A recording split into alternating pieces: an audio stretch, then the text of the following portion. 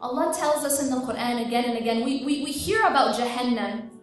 We know and we think about Jahannam as being something far away, right? Jahannam, hellfire. We think of it as being something far away. It's in the hereafter. Yeah, that torture and that torment is far away.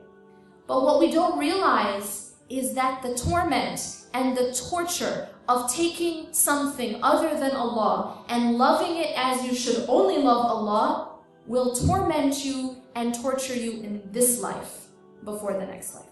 That same thing that answers all these questions, what do I think about most? What am I most afraid of losing? What makes me angry? What's the first thing on my mind? What do I think of in my salah?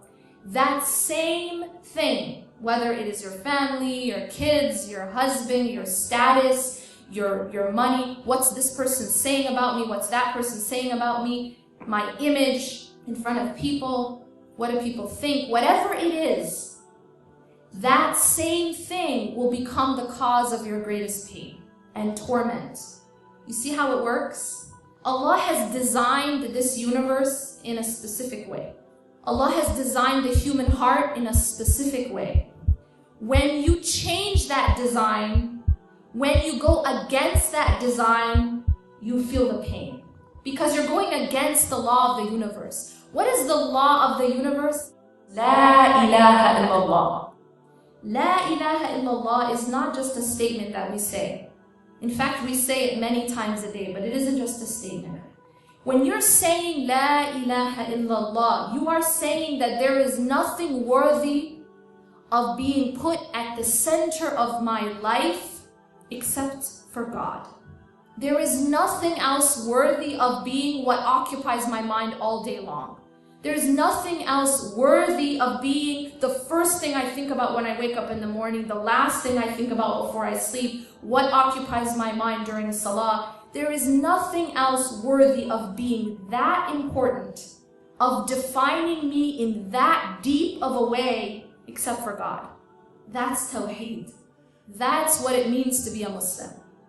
Allah has designed the world, the universe, the human being around La ilaha illallah. When you go against La ilaha illallah and you take your money and you make that your ilah, you will suffer. Because you're going against the law of the universe. When you take your spouse and you put your spouse in that place, you will suffer. When you take your children and you put your children in that place, you will suffer. You will feel it because you're going against the law of the universe. This isn't how Allah subhanahu wa ta'ala designed it. Allah made our hearts in such a way that it is only to be filled by Him. And so when you fill something with a substance that it wasn't intended to be filled with, it breaks. When you go to the gas station and you need to fill up your gas tank, and you decide that today, you're not going to put gasoline in the gas tank, today you're going to put orange juice. Well, not a very smart decision, because what happens?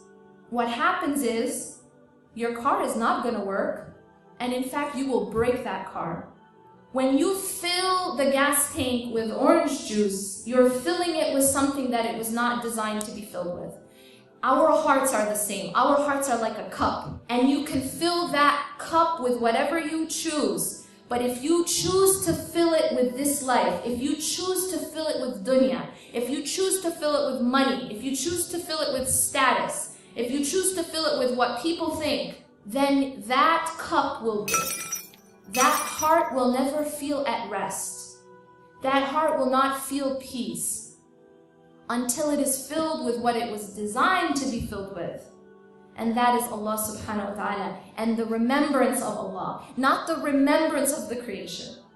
We should not be obsessing our minds and our hearts with anything other than our Creator.